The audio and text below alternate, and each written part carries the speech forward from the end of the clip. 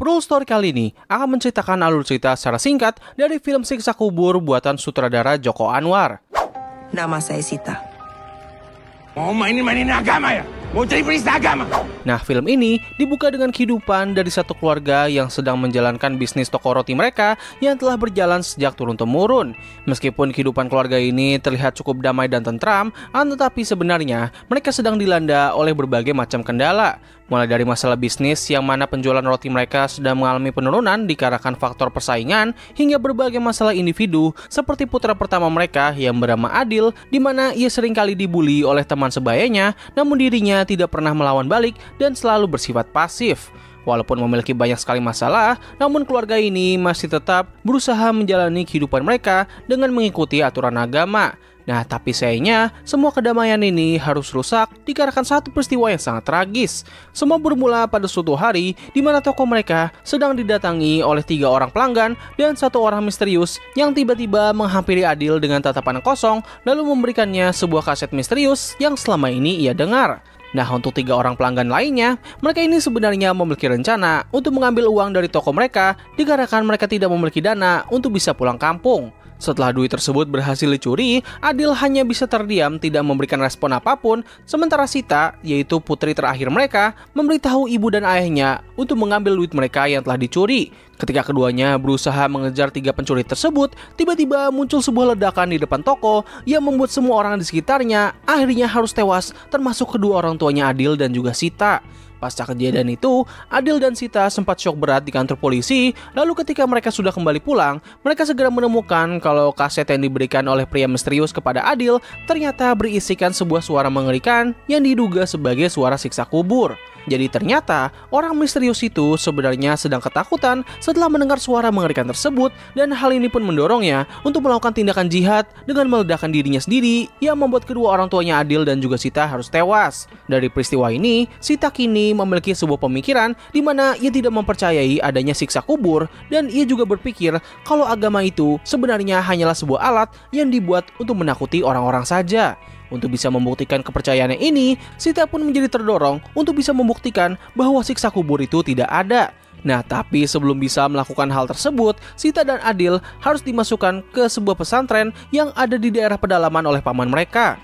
Dengan pemikiran yang telah tertanam di kepalanya saat ini, hal ini pun membuat Sita menjadi tidak betah untuk tinggal di tempat tersebut, dan mereka berdua berencana untuk keluar dari sana melewati sebuah terowongan terbengkalai.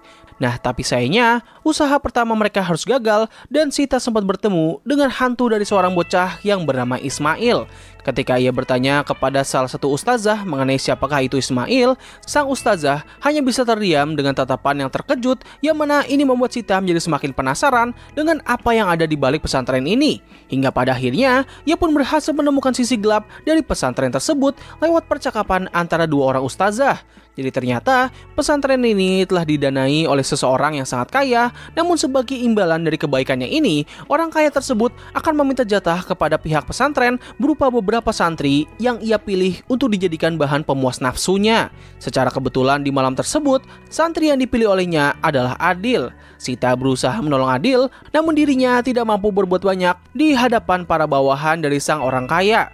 Untungnya, Sita dan Adil berhasil melarikan diri dari pesantren tersebut berkat bantuan dari seorang ustazah yang sudah tidak tahan lagi dengan kebusukan dari pesantren tersebut. Mereka berdua pun akhirnya kembali melewati terowongan terbengkalai, dan sekali lagi mereka berdua sempat bertemu dengan sosok hantu Ismail yang ternyata merupakan santri dari ponpes tersebut yang telah menjadi korban jiwa dari kebejatan sang orang kaya. Setelah kabur dari pondok pesantren, Sita dan Adil kini menjalani kehidupan yang baru dengan memiliki pekerjaan. Sita menjadi seorang perawat di panti jompo, sementara Adil menjadi petugas pemandi jenazah bagi orang-orang yang telah meninggal namun tidak diurus oleh siapapun. Meskipun pekerjaan mereka ini terlihat seperti pekerjaan yang normal dan bahkan mungkin bisa dikatakan mulia, tapi sebenarnya terdapat sebuah motif gelap di balik pekerjaan mereka ini. Pada awalnya, Sita bekerja sebagai perawat di sebuah panti jompo yang bisa dibilang cukup besar dan ia dianggap sebagai perawat yang paling kompeten. Bahkan saking bagusnya, sang pemilik dari pesantren tersebut yang bernama Pak Wahyu telah menganggap Sita sebagai karyawannya yang paling setia. Ketika Pak Wahyu sedang kambuh dari penyakitnya, Sita menjadi orang pertama yang selalu menolong Pak Wahyu. Nah, tapi alasan kenapa Sita sangat setia dan bersikap sangat loyal terhadap Pak Wahyu adalah karena ia tahu bahwa orang tua ini merupakan orang kaya bejat yang telah mendanai pesantren mereka di masa lalu. Yes, di balik sosoknya yang terbilang cukup bijak, Pak Wahyu menyimpan masa lalu yang sangat kotor. Sita memiliki sebuah rencana di mana ia akan mengawasi orang-orang yang memiliki masa lalu yang gelap, dan nantinya apabila orang tersebut telah meninggal, Sita akan memperhatikan jasad dari orang itu dan melihat apakah orang ini akan menerima siksa kubur atau tidak. Apabila tidak, maka asumsi Sita mengenai agama yang hanya merupakan alat penakut manusia saja bisa dianggap benar. Nah, beberapa orang jahat yang Sita awasi selama ini adalah seorang pembunuh berantai yang telah mati, namun Sita tidak berhasil mendapatkan apa yang ia mau, dan juga Pak Wahyu yang sedang dalam kondisi sakit-sakitan. Pada suatu malam, Sita menemukan Pak Wahyu sedang melakukan tindakan tidak wajar dikarenakan penyakitnya yang sedang kambuh. Pada awalnya, Pak Wahyu mengeluarkan kata-kata bijak yang berisikan pesan-pesan dari agama Islam. Sita terus berusaha untuk membantah semua kata-kata dari Pak Wahyu, namun ia tidak mampu memberikan argumen yang berarti, hingga pada akhirnya Sita langsung mengeluarkan ultimatumnya dengan mengatakan bahwa ia tahu siapakah Pak Wahyu yang sebenarnya. Mendengar hal ini, Pak Wahyu menjadi kebingungan bagaimana Sita bisa mengetahui hal ini, dan di waktu yang bersamaan, Adil akhirnya tiba di panti jompo tersebut, dan ketika ia melihat wajah dari Pak Wahyu, ia langsung menerjang dengan penuh amarah sambil mencoba untuk mencekik orang tua tersebut. Untungnya tindakannya ini berhasil terhentikan berkat perintah dari Sita, dan setelah itu Pak Wahyu masih terus mengeluarkan kata-kata provokatif kepada mereka. Sambil mengeluarkan kata-kata tersebut, Pak Wahyu mengambil sebuah senapan dari loker mejanya dan memutuskan untuk mengakhiri hidupnya dengan wajah yang tidak terlihat adanya rasa penyesalan. Dengan kematian dari Pak Wahyu, rencana besar dari Sita akhirnya akan segera terselesaikan. Pada saat jasad dari Pak Wahyu sedang dikebumikan, Sita mencoba untuk masuk ke dalam kuburan tersebut dan mengubur dirinya bersama dengan Pak Wahyu dengan tujuan agar ia bisa mengumpulkan bukti mengenai keberadaan dari siksa kubur. Dengan berbekal sebuah handycam, Sita merekam semua kejadian yang ada di tempat tersebut selama semalaman penuh, dan ketika pagi telah tiba, Sita melihat hasil rekaman yang menunjukkan bahwa tidak ada hal yang terjadi selama di dalam kuburan itu. Walaupun rencananya telah berjalan sesuai dengan apa yang ia harapkan, namun Sita masih tidak puas dengan hasil itu, dan ia mencoba untuk menunjukkan hasil rekamannya ke sebuah stasiun televisi lewat bantuan dari salah satu orang tua di panti jompo. Sayangnya ketika acaranya sedang berjalan, bukti rekaman yang ditunjukkan tidaklah sesuai dengan hasil yang didapatkan oleh Sita. Sita pun menjadi sangat kesal, dan ia tahu persis bahwa semua ini disebabkan oleh Adil karena hidupnya menjadi sangat hancur dikarenakan obsesi yang dimiliki oleh Sita. Pasca kejadian itu, kehidupan Sita menjadi sangat berantakan. Semua hal yang ada di sekitarnya menjadi sangat kacau dan tidak jelas. Ia terus sekali mendengar suara bisikan dan juga panggilan, serta terkadang ia juga melihat bayangan dari hantu Pak Wahyu bersamaan dengan sosok hitam besar yang bisa diasumsikan sebagai malaikat penjaga alam kubur. Tidak hanya dirinya saja yang berantakan, kondisi dari panti jompo itu pun juga ikutan menjadi kacau. Sempat terjadi sebuah konflik antara dua pasangan tua, di mana sang suami sempat berselingkuh dengan salah satu perawat dari panti tersebut, dan hal ini pun diketahui oleh sang istri. Sita menyuruh Pak suami untuk berpisah dari sang istri untuk sementara waktu, namun Pak suami menolak dengan alasan kalau istrinya merupakan orang yang sangat ceroboh. Dan benar saja, ketika sang istri sedang mencuci bajunya sendirian, ia dengan cerobohnya membuat dirinya mengalami kecelakaan yang akhirnya merenggut nyawanya. Pasca kejadian tersebut, Sita diminta oleh salah satu orang tua di panti tersebut yang memiliki kemampuan spiritual untuk bisa berkomunikasi dengan jiwa yang baru saja meninggal, dengan tujuan agar Sita bisa percaya bahwa untuk melihat hal yang gaib seperti siksa kubur, ia perlu mempercayai kalau hal itu memang ada.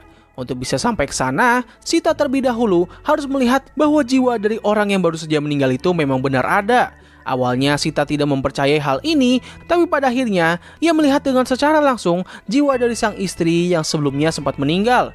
Nah, pada proses pemanggilan arwah ini, jiwa sang istri yang telah meninggal menyuruh Pak suami untuk menghabisi nyawa dari sang perawat yang telah berselingkuh bersamanya. Dengan begitu, sang istri dapat menerima permintaan maafnya. Dengan berbekal pernyataan tersebut, Pak suami langsung berencana untuk menghabisi sang perawat, dan Sita mencoba untuk melindungi perawat tersebut, tapi sayangnya sang perawat akhirnya tetap tewas dikarenakan ia ditusuk oleh orang tua lain yang beranggapan kalau perawat tersebut adalah seorang pezina yang harus mati.